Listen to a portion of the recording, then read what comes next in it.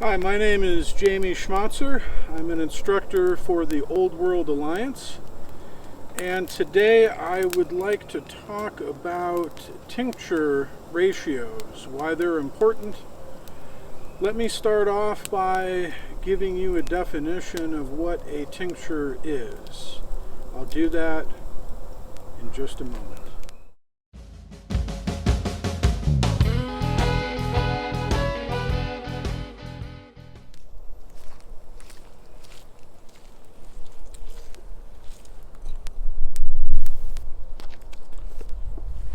Well, for starters, let's look at what Rico Check has to say. Excellent book. If you're only going to buy one, I suggest this one. Let's look up the glossary. Tincture. A solution of soluble plant constituents in a solvent menstruum. Let me read that again. A solution of soluble plant constituents in a solvent menstruum. A good companion book is this one. Highly recommend it. And let's see what Thomas Easley and Stephen Horn have to say. Alcohol is an excellent medium for extracting herbs, and alcohol extracts or tinctures are the most popular dosage form used by professional herbalists. Alcohol is an excellent solvent for most herb constituents and can be used to make tinctures from either fresh or dried plants.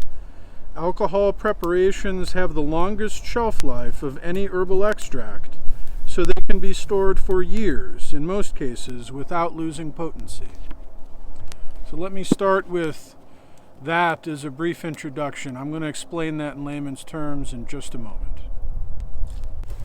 So basically the idea of a tincture is that you are taking either a fresh plant or a dry plant and you are extracting, for lack of better terms, the herbal goodness out of the plant and preserving it in a liquid. Now, different liquids are used. I just read from Easley and Horn's book about using alcohol. But when you go to the grocery store or the liquor store or wherever you buy alcohol, the proof indicates not only how much alcohol is in it, but also how much water. So let's talk about proof for just a moment. 100 proof vodka is half water and half alcohol. Okay, so if you have a plant that has equal amounts of water soluble herbal goodness constituents and alcohol soluble herbal goodness or constituents, then 100 proof alcohol, or vodka rather, should be perfect, because the 100 proof is half water and half alcohol. So 80 proof, you simply divide the proof by 2 to get the percentage of alcohol. So 80 proof is 40% alcohol, 60% water. Okay? 150 proof, okay, would be 75% alcohol and 25% water. All right? So the idea is that herbs eventually are going to lose their potency unless you preserve them. So many dried herbs will last, maybe a few years dried. Some need to be used fresh, or they'll start losing potency immediately. I'm not going to get into which herbs are which at this point, but I want you to understand that what we're trying to do with a tincture are a couple things. One, as Easley and Horn pointed out, we're trying to preserve the herbal goodness in a liquid solution. But they also mentioned the dosage. It's easy to have consistent dosages if you're dealing with a liquid preparation. You know, how many drops, how many dropperfuls. It's easy to measure that. Personally, during a time like these, when we're dealing with the coronavirus, or it could be any seasonal flu or what have you, sometimes you need to collect the herbs when they are in season, but sometimes you want to use that herb when it's out of season. Well, how do you do that? You preserve it in a liquid solution so that that herbal goodness is ready for you whenever you need it. So, if you were to buy a book like Rico Check's Making Plant Medicine, again, I highly, highly recommend it. I'll put a link, I'm sure they're being sold on Amazon, below to both of those books if I can. Otherwise, do a Google search. But if you were to look up in either of those books a particular herb, for each particular herb, these books are going to give you basically a recipe. And the recipe is going to look like this. Okay, so we have, let's say 1 to 5, 50A. Now if you open up a book and it says Echinacea, 1 to 5, 50A, what does that mean? Well, it means that you are using 1 part plant by weight to 5 parts menstruum. That's the fancy word for the liquid that we're using to extract. So 1 part herb by weight to 5 parts menstruum by volume. Okay? Now I prefer to use ounces. So for 1 ounce of echinacea, I would use, by weight, I would use 5 ounces of menstruum by volume. The 50A part tells you what sort of menstruum you're going to use. The A indicates alcohol, and the 50 indicates 50% alcohol. Now when it says 50A, meaning the 50% alcohol, it is to be assumed that the other 50% is going to be water, unless other instructions are given. Okay? So for example, lobelia. The recipe that Rico Check gives for lobelia is 1 to 10, 50A, 50 ACV. Okay, so 1 to 10 means, in my case, I'm going to use 1 ounce of dried. The recipes will also tell you if it's for a fresh plant or a dried plant, because the ratios change. Why do they change? Because fresh plants have water in them. So the ratio needs to adjust when we get to the menstruum. We'll have to adjust for the amount of water in the herb.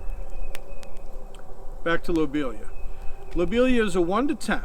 That means that for 1 ounce of lobelia, I'm going to use 10 ounces, fluid ounces, of the menstruum, which is 50A, that means 50% alcohol, and then 50 ACV, apple cider vinegar. Now, where are you going to get 200 proof alcohol so that you can have 50% alcohol with no water? Well, you can't really do that.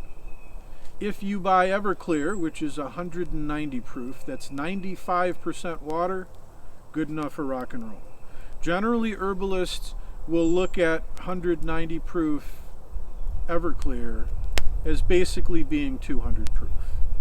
The 95% alcohol, 5% water.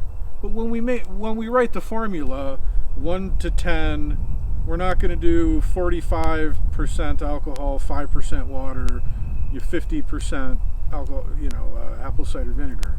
We're just going to assume that it says in a case like that, if you're using Everclear, there's going to be 5% water involved. Not a big deal. So let's try something else. Let's say that you buy a bottle of OSHA root tincture, and you buy it online, you buy it from a health food store or something like that, and you look at the bottle and it says 1 to 2. Now they're probably not going to give you the ratio of the menstruum on the label. That would basically be giving you their entire recipe. But they usually have the potency. So let's say the OSHA root is 1 to 2.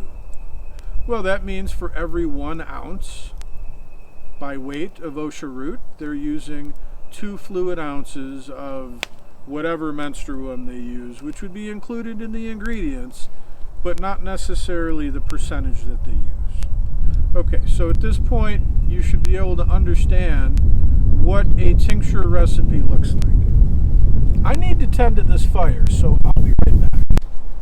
Okay, so as I was saying, hopefully at this point you would know how to open Making Plant Medicine by Rico Check or the Modern Herbal Dispensatory by Isley and Horn, and inside they're going to have the recipe. It's going to look like 1 to 5 50A. You know how to read that. Some other menstruums that are used, we've already talked about water, we've talked about alcohol, apple cider vinegar. Another one is vegetable glycerin. Sometimes glycerin is used, although if glycerin is used and alcohol is not, rather than calling it a tincture, it's called a glycerite because it's using glycerin. Same basic deal. What you're doing is preserving the goodness of the herb by using a liquid solution or solvent. So I've explained why you would want to do that, for preservation and for dosage primarily. I have explained what the ratios are. The herb by weight to the menstruum by volume.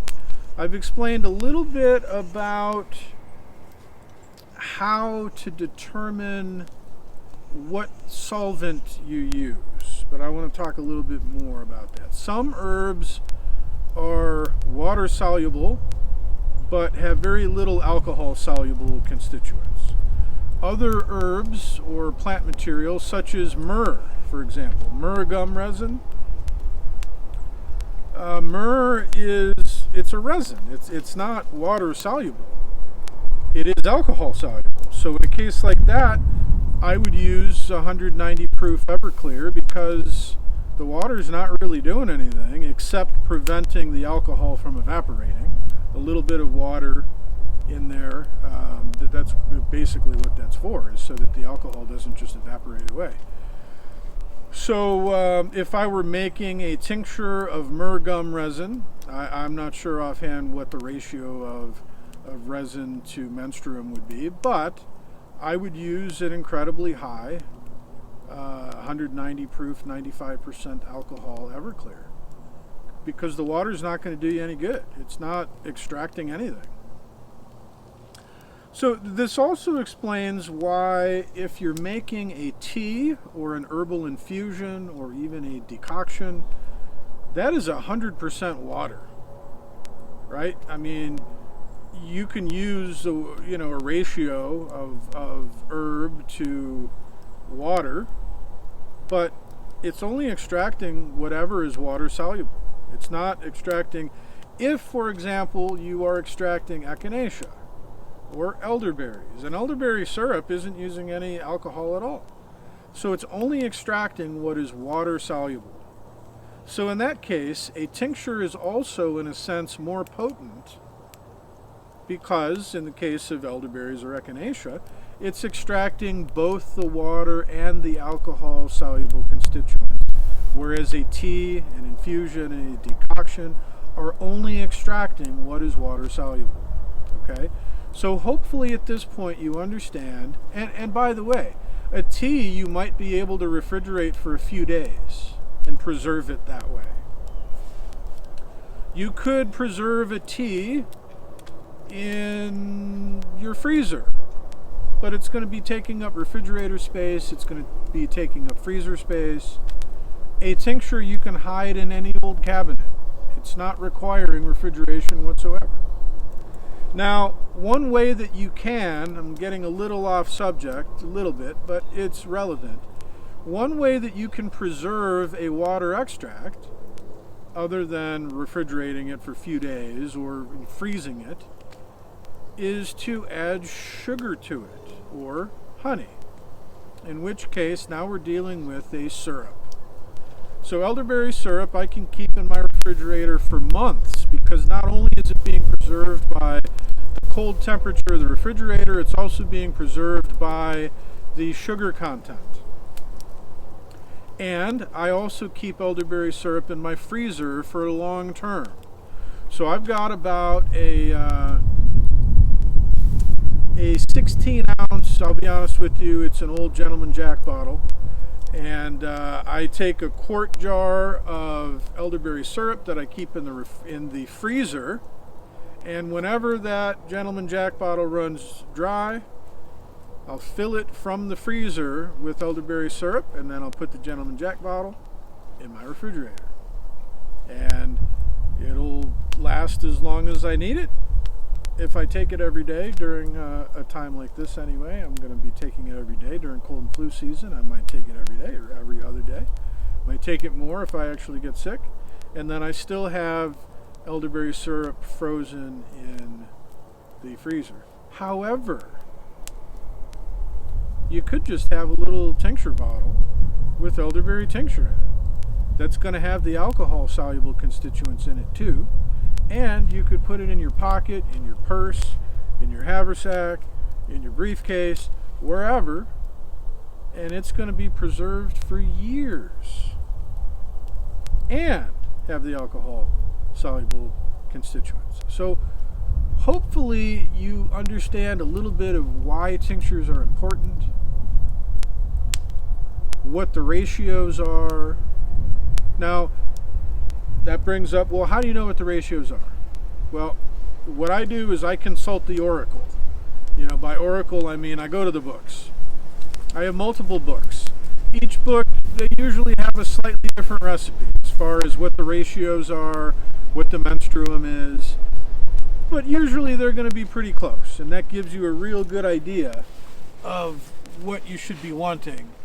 It's getting a little hot over here. So by consulting a couple different books, you will, not just take it from one source, but multiple, and you get a real good idea of what you're wanting. In my case, usually what I'll do is I'll go to RicoCheck first, Making Plant Medicine. Can't extol the virtues of it enough. It's a great book. Please buy it. Number 2, the Easley and Horn. I have other books too that have ratios and recipes in them, but I'm going to go to those two first. And that's how I know what ratios to use. Those guys are much, much better herbalists than I am. I'm basically a beginner.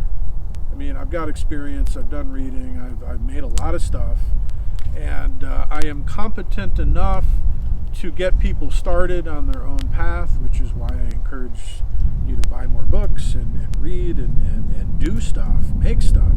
That's how you learn how to do this. That's how I've learned. I'm not an expert, but I know a thing or two. And so I just consult who I consider to be experts, and they have the wisdom of the ages behind them. There's so much use of these plants that through the years and decades and centuries and millennia, herbalists have learned about each of these herbs. Well, what is a good ratio? What is a good menstruum? How much of this menstruum or that? But I'll also give you a very practical example.